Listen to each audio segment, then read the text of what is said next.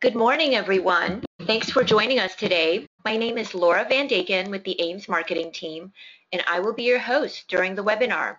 I'd like to welcome you to today's webcast about the food industry's new planning paradigm. It's my pleasure today to welcome our presenters, Gershon DeLong and Luis Pinto. Gershon has been working with leading companies, partners, and universities around the world. He also works closely with research organizations like Gartner, as well as our internal sales, support, and R&D teams. He has over 2 decades of experience in the advanced analytics space. Luis is a partner with Unisoma. He's been working with AIMMS for many years now. He specializes in the development and deployment of decision support solutions and has helped many companies in the food and beverage industry leverage analytics to transform their operations. He has a master's in applied mathematics and over 8 years of experience with advanced analytics. Today, we're going to cover some of the common challenges faced by the food industry, talk about the farm-to-fork supply chain complexity, pain points, and opportunities for improvement with decision support and analytics. We're going to share some real-world examples along the way. While we're focused on the food industry today, please keep in mind that the basic concepts are relevant to all industries and across functional areas. And Luis and Gershon will talk more about that during the webinar. So with that, I'd like to turn the presentation over to Gershon. Thank you, Laura, for this introduction. I'm excited to be here today and allow you to learn more about what our distinguished and long-term partner Unisoma has been able to do for our customers using AIMMS. Of course, I thank you for joining and I hope you will be inspired by the webinar today. However, before we dive in, I'd like to take a little moment to share a few highlights about AIMMS for those who are less aware of what we do. In short, AIMMS is about delivering business value to our customers, and we want to do that in every part of your organization. We do this by providing you a technology, a software product, great people, and an ecosystem of partners such as Unisoma. We specifically target this prescriptive analytics space, as it's called for now, or for you who are less familiar with these terms coined by Gartner and the likes, we focus on enabling optimization by offering you an easy-to-use modeling and app generation platform. AIMMS has proven to be disruptive in a very positive way for our customers, as it allowed them to make decisions the way they want it, fit for purpose, and they could not make before. This includes the ability to fully align with the business goals. While applying AIMMS, our customers generated amazing benefits, both in dollar value as in customer satisfaction, service levels, etc. Some of them Louis will highlight. We pride ourselves in being able to fully align and grow with your business so you can capture benefits as early as within a month and scale and explore from there.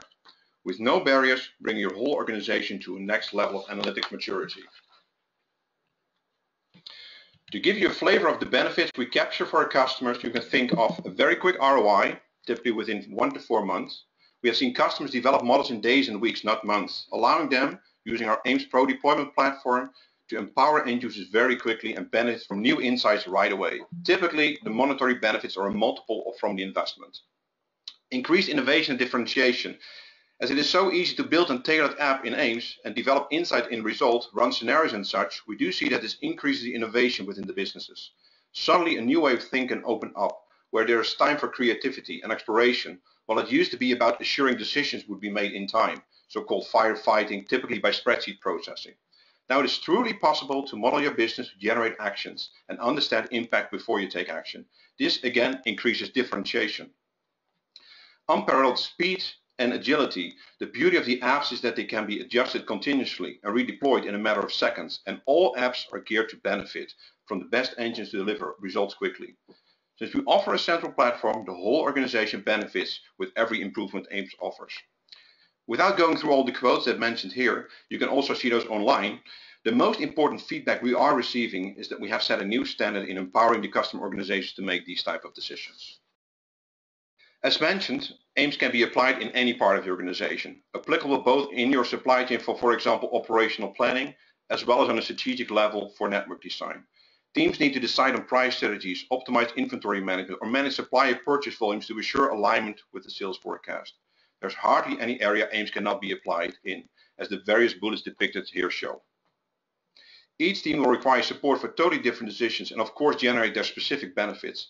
But as the AIMMS skills are the same and the business knowledge is typically available within your organization, it's a small step to embrace a new part of the organization and leverage what you already have.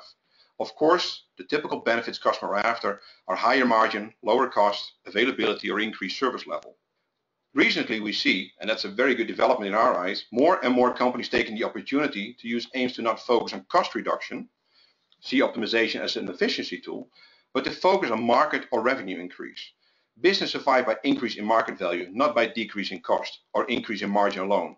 Besides, this generates new cash for further growth and investment and thus further innovation.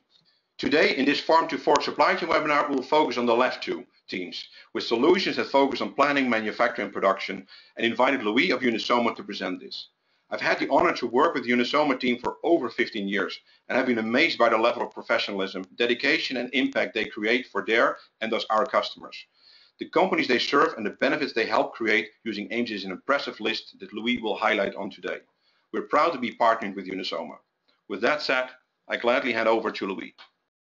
Thank you very much, Herchin, for your introduction, and Laura as well. So first of all, thank you everyone in joining the webinar today. I hope that I can, throughout this the webinar, present a bit about the experiences that Unisoma has gone through in the past 30 years of the business, and really to be able to show a bit about how business analytics has impacted some of our clients. So I wanted to start off really just going in an overview of an introduction of the topic. We have customers throughout the food business that have their specific challenges, and I thought it would be interesting just to present some of them there. So on the left-hand side there, you can see some of the typical challenges that we hear from our customers in the food business, and they vary a lot in terms of what the specific challenge is. But I think that the last item there on the list really is the key one in all of them, which is the complexity of these businesses has become so difficult to represent within a planning system that you need to take it another step. Spreadsheets simply can't deal with the complexity, can't deal with all of the different aspects within the business, and you end up not having a plan that can be performed practically. And when you start doing that, you are losing money because you simply cannot predict or forecast, and you are mainly just trying to remedy the ways of where you're going to. So that being said, there are a lot of different areas within the food business. Today, I wanted to focus a little bit more in a specific area that I think has a really interesting and complex chain that can be exemplified all sorts of uses of business analytics. So today I'll dive in a little bit more deeper into the chicken business. But please keep in mind that although I'm going to talk about an integrated chicken business as a whole, as we go along, you'll see that there are specific parts of it which will relate to your business in different ways. I ended up choosing to go into this specific business simply because it is a complex chain, and there are a lot of different challenges and a lot of different ways to solve these problems that the company faces. So as you can see here in this representation here, you see that there's quite a long chain there. From getting a chicken from the farm all the way to a grocery store, there are a lot of steps in the middle there.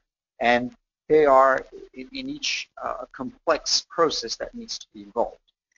Adding to that, we're dealing here with live animals. So we're talking about very dynamic and complex and very variable raw material that you're working with. There are a lot of challenges in predicting how a chicken will perform in terms of growth and all the other aspects within the business. So that adds to the complexity in being able to make a good plan that will produce the best possible results. So this is just an overview, and what I'd like to do today is go into details of each part of these business, because then I can explain a little bit about how business analytics has impacted each one of these processes. So if we talk about primary and further processing, what is this about? Well, it's about producing the end product. These are plants that will use the raw material available, and they will end up generating the end product of the business. So a primary plant really is mostly focused on fresh product or frozen products, but portions. And when we talk about the further processing plant, it's focused on value-added products. In other words, it's your nuggets, it's your all the different kind of products that have some more specific or complex process applied to it. In the end, for both of these plants, the main decision that needs to be made there is to define a production plan or a production schedule, depending on the horizon that you're looking at, and defining what you're going to produce today and how you're going to serve your clients. Now, I mentioned that additionally how to serve the clients because in these companies, in these chicken companies, usually have more than one processing plant, depending on the size of the business of the company.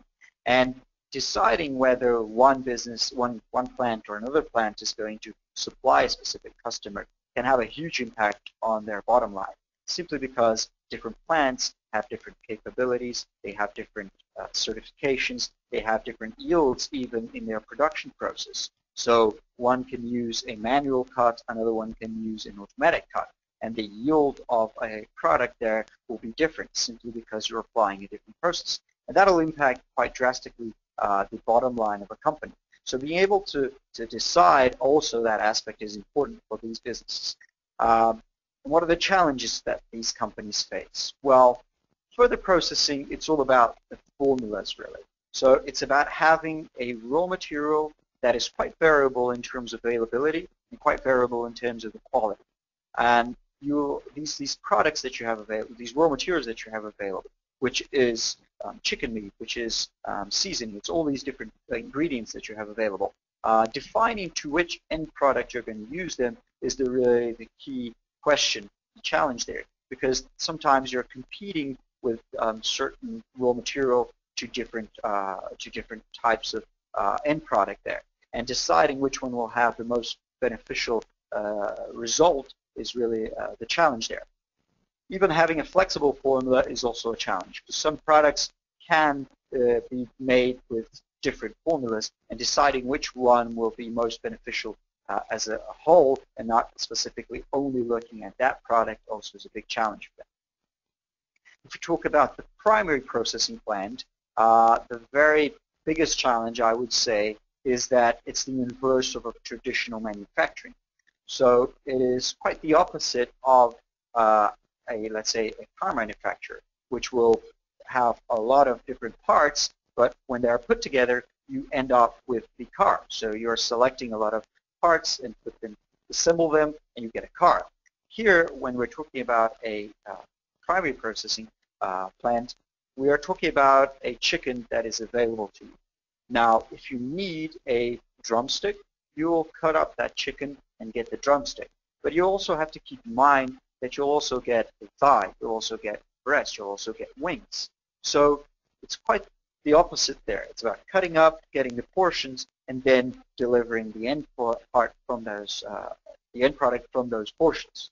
And the tight specs that you face within the business give it a lot of challenge as well, because certain products need a specific weighted product. Let's say, for instance, you're supplying a food chain and they require drumsticks of a certain size, let's say 50 grams. Now, if you have a flock that is very heavy flock, so let's say a 3-kilogram bird, maybe it won't produce the correct size drumstick, so you can't make that product. But you'll have also smaller birds that will be able to. So balancing out the use of that raw material so you can fulfill your demand is crucial. The next one, which is a challenge, is the unbalanced demand in itself. If you have huge amount of demand for drumsticks, as an example, you're still going to get all the thighs that are attached to those drumsticks. So what you do with those thighs, and being able to select what is the best alternative there is really, really important. Or even being able to go back to the sales team, to the commercial side of the business and say, well, we simply can't make these products, or the other way around, say, well, we're going to have this excess of product, and you need to deal with it, and you need to select what to do with these products, with these leftovers that you have. So if you think about these two processes, they're similar in different businesses as well. If we think about the soy business or the milk businesses, where you have a lot of subproducts, byproducts that you're going to use as well during the process, and these byproducts are going to have their own processes to get to products, they have similarities to these challenges faced in the chicken business. Also, businesses that have flexible formulas also are very similar in the challenges that they face there. So this is an overview of what is the primary and further process. But how do you improve the decision-making process? How does business analytics impact this challenge? Well, to make it very practical, I thought I would look into one of our clients, which is Aurora. So it's a Brazilian integrated swine and poultry company. They have a setup that is a little bit different from what I was showing in the previous slide, because they also have a swine processing plant. So they have further processing, and they have both the chicken business and the swine business. But they both supply to the further processing. In the end, the further processing is, to say, a kind of client to the two primary plants there, and they will have to supply the raw material that is required to them. So how did we attack this problem? How did we think that would really help them? Well, we defined models to treat each one of these businesses in a unique fashion, because they have unique characteristics. For the processing with its formulas and the primary process with the cut-up process. So we developed models uniquely to each one of them. And I kind of summed it up there in raw material, process, and distribute. But basically I'm saying that these models need to treat what's coming into the plant, so the raw material that's available and the variability associated to that, the process that's being applied there, be it whatever it is, formulas or cut-ups, and then the distribution, which basically I'm talking about, what client am I going to supply with? Is this going to go into stock and so forth? So the model came in with that level of detail to define these different parts of it. But what is the real differentiator from this kind of business analytics solutions to just going into an Excel and defining these things? Well, I'd say that one of the key points there is the full representation of the cutting up process or the multi-formulation process there. So being able to look at these processes and not simply say that a chicken is 2 wings, 2 breasts, 2 thighs, and 2 drumsticks, but actually say, well, if we get a chicken into the plant, we're going to apply one process that's going to get us half a chicken, and we apply another process that's going to produce a whole egg, and so forth. Looking at each individual process makes a huge difference, because sometimes you do have alternatives during that cut-up process that will produce different yields and that will produce different end products and will produce, obviously, an impact on your bottom line. So being able to view that level of detail really makes a significant impact. And being supported by statistics to be able to define these yields individually, and that will change drastically the bottom line also, because you're simply being able to select and view what is the correct path from a chicken to an end product there. Say the second point there, which is really important, is looking at individual weights and not average weights. When you go to customers in the chicken business, typically they will say, well, my plant operates with a 2-kilogram bird, my plant operates with a 3-kilogram bird, and so forth. But in being an live animal, it's literally impossible for you to be able to get all of your chicken in a flock that's coming into the plant with the exact weight that you would like to. So even though you can get the average weights as close as possible to what you want, let's say 2-kilogram bird, you're still going to get the 1.8 kilograms, the 1.5 kilograms, or the heavier ones as well, the 2.5 kilograms, and so forth. So you're still going to have these birds that are off your ideal weight. So you have to be able to treat them on an individual level, or else when you say, I'm going to have enough birds to do a product, you could be completely wrong in that, and you could be off by quite a lot and not being able to fulfill a specific demand. So being able to look at that on each individual level also, I think, is really important. The trade-off there that I put at in the end there really is just getting these two together. So looking at the full representation of the cut-up and looking at the individual weights, that's where you start looking at trade-offs. If I have a specific bird that's coming in and it weighs 2.5 kilograms and I have all these different cut-ups, obviously I'm doing a trade-off between should I do this process or should I do that process, and so forth. So being able to select that and having that level of detail makes a huge impact there. So in the end, what is the main things that we're treating here? Well, we're being able to represent the process, look in enough detail, and produce the correct decision-making process. And you can relate that to a lot of different manufacturing companies, because that really is the core to it, looking at an integrated fashion of all your different capacities, your processes, and all that. Maybe there's some difference in terms of how the process is, but then again, it's about being able to make decisions in an integrated fashion. If we move forward here, actually moving back in the chain, but if we see a different problem or a different process that is involved in the chicken business, we talk about the processing of blocks. So as I mentioned, when we get into the primary plant, we need a specific type of bird coming in, maybe 2 kilograms, 3 kilos, whatever. And the selection of what flocks are going to be processed each day is the key point of this process. So typically an integrated poultry business has quite a lot of flocks available to them that they can select, process each day, and to select where they should process them. Sometimes these processing plants are quite close, so you can send it to one or another. But the key thing is not about selecting the ideal flock for today, but being able to select the ideal flock for a longer horizon. Because obviously, if I choose to select a flock that is 2 kilograms today, I won't have that same flock at 2.1 kilos tomorrow, and vice versa. If I think about a flock that is already over the weight that I wanted, let's say it's 2.5 kilograms, and I don't process it today, tomorrow I'm going to have to deal with a bird that's even larger, maybe 2.6 kilograms. So it's about the dynamics of looking at a longer horizon. That's where the challenge arises, because you're going to have continuous growth in the chicken and you have to select accordingly. I think that the other challenge there is we're talking about a live bird that has a dynamic behavior. So it grows constantly and sometimes quite variably.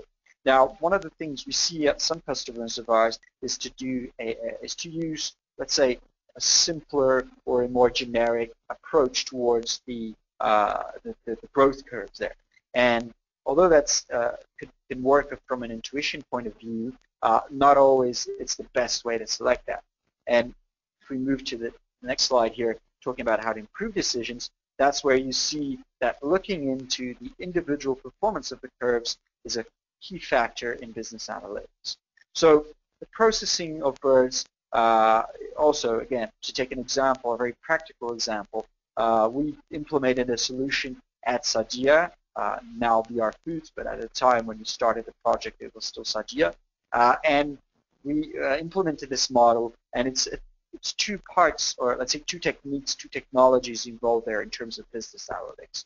One is the statistical models that will dive into a lot of detail and be able to produce a very accurate prediction of the birds, the weights, and the performance of these flocks. And on the other hand, you have a decision support model that will select the flocks. So one thing specifically for Sadia, to take an example, was that they used to have, let's say, an intuitive selection of birds. And what I mean by that is they would choose the birds, if they were male flocks, they would select the flocks to be a heavier weight. If there was a female flock, they would select that to be a smaller smaller bird, and therefore they would process it earlier on.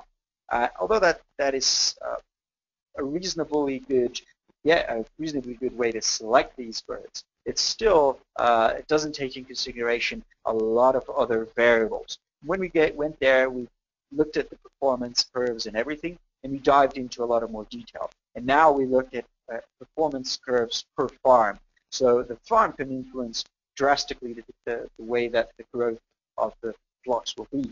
And that is more of a key factor than the gender of the flock in itself.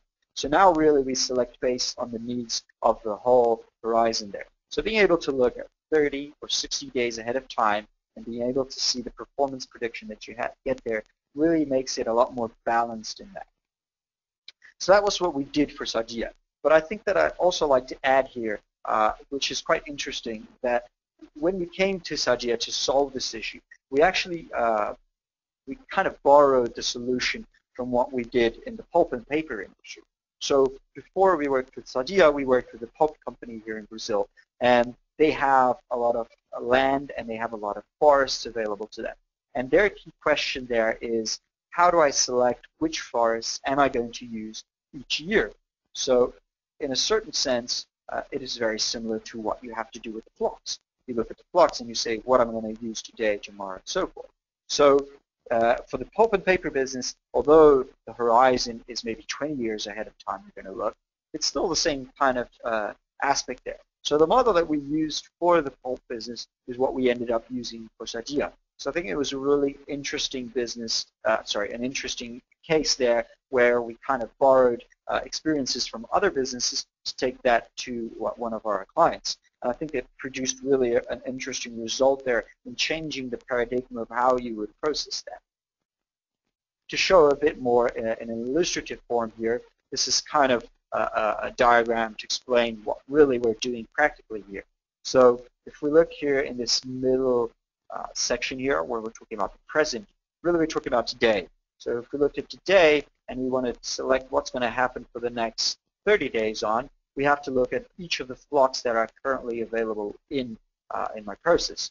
So they've probably already been placed a while back, and I have to select if I'm going to process that flock on day 1, day 2, day 3, or etc. And if I do choose to select it on day 1, obviously it's not available for day 2. But I have other flocks that are also growing there.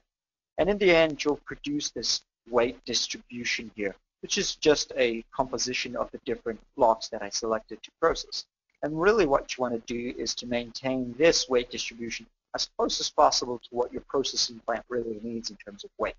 So this kind of example here on the right-hand side is talking about the ideal weight, which is this little line here that's a dashed line, and what is actually being selected by the system. So not only we're trying to make it as close as possible to the ideal weight distribution, but also it's going to give you predictability of what's actually going to happen. It's never going to be perfect. It's never going to be 100% accurate, but it's going to be a lot more closer to what you want, but also it's going to be able to tell you beforehand, okay, today it's going to come in a little heavier. So you can adapt processes, you can adapt the way you're going to do cut-ups, even adapt possibly what you're going to sell that day so that you already prepared for that instead of just reacting to a condition that you weren't really expecting. So I think that's really the crucial thing that's being shown here in this representation.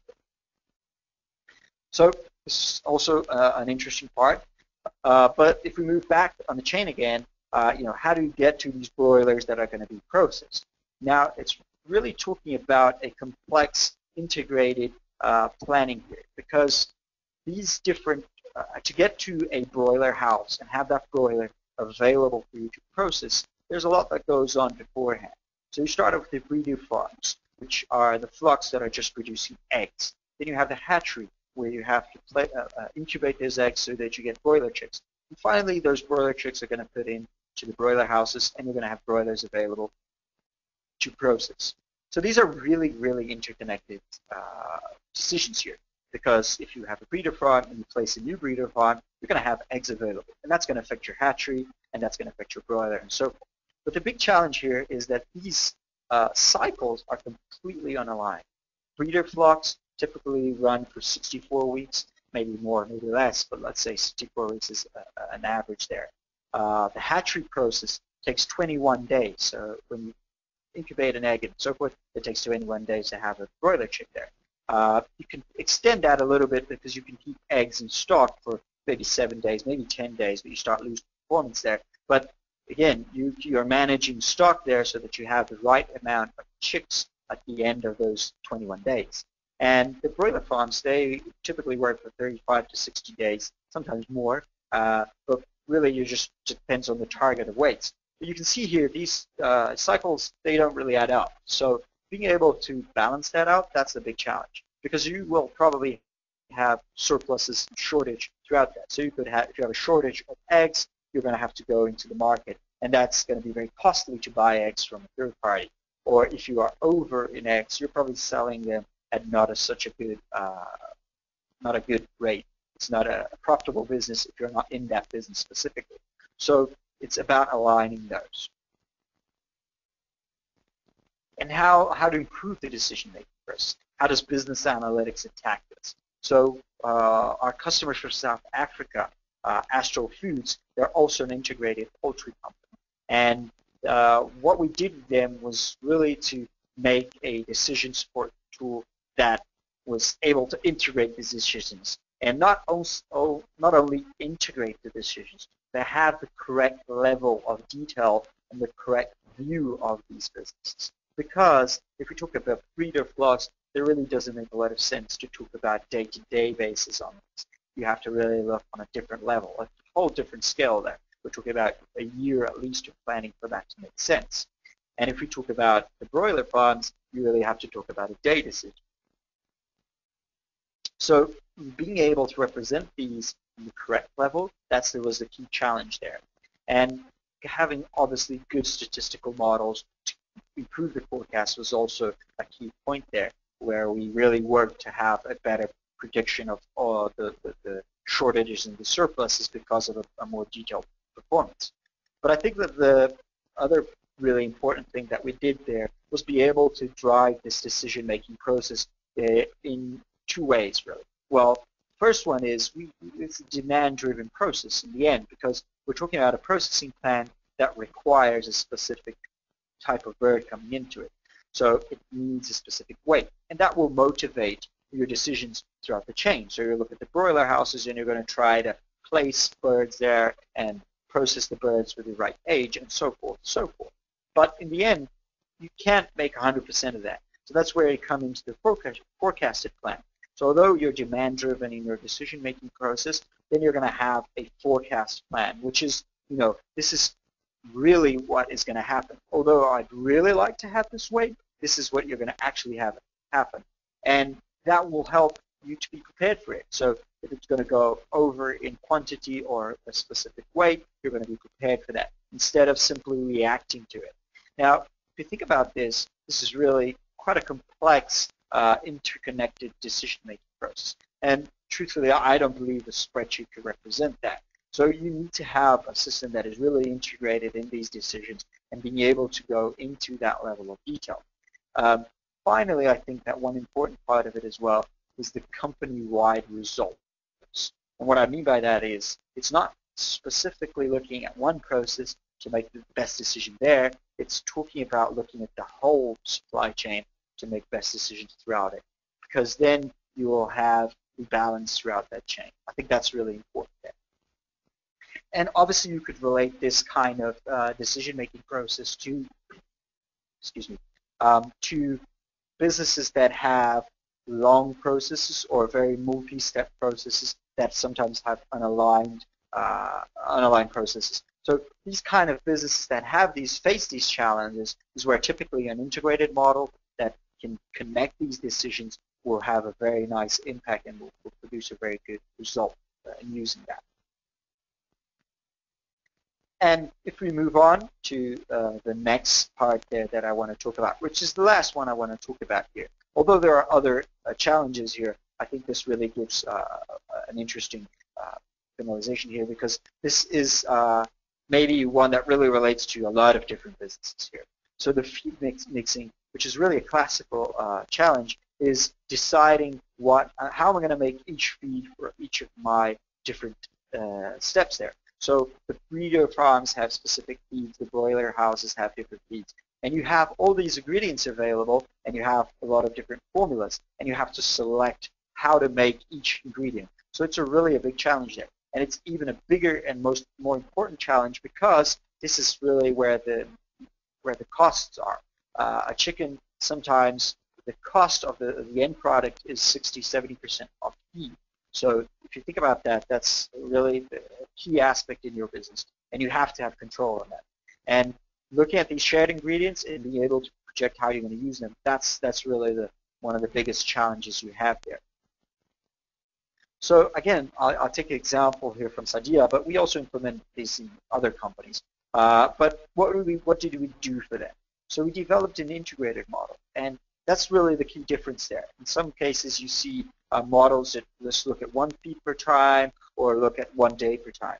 We talked about making something that was able to not only look at each feed, but look at it in an integrated fashion, and not only look for tomorrow, but look for the next 30 days and so on.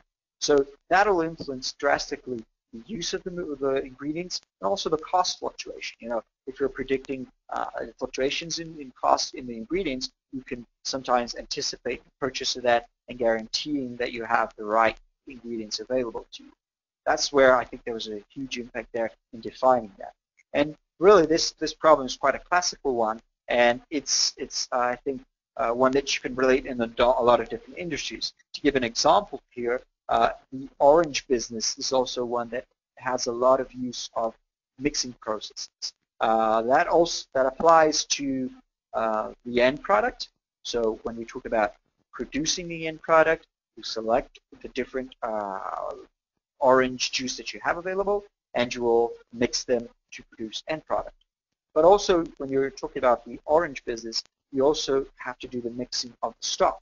So sometimes stock is actually a mix already of purchased orange juice. And if you think about it and you're thinking about a longer horizon, you have to do the right mix when you're in stock, because you're going to use that stock in maybe a week's time or 2 weeks' time, and you have to have that right one. So it's two mixing problems interconnected. Really a big challenge for the companies there, which we also do this with integrated models. Coal is another business that also uses this quite a lot. So when we talk about a steel company, they use coal to produce coke. And selecting the right coal available and doing the mix, again, for a longer horizon, so you have the right quality going in, is a very fundamental process there. And we've worked a lot in those cases to really be able to do that mixing, also in different metal companies as well. So I think this problem really, a lot of people can relate to it because it is a typical problem in terms of mixing there.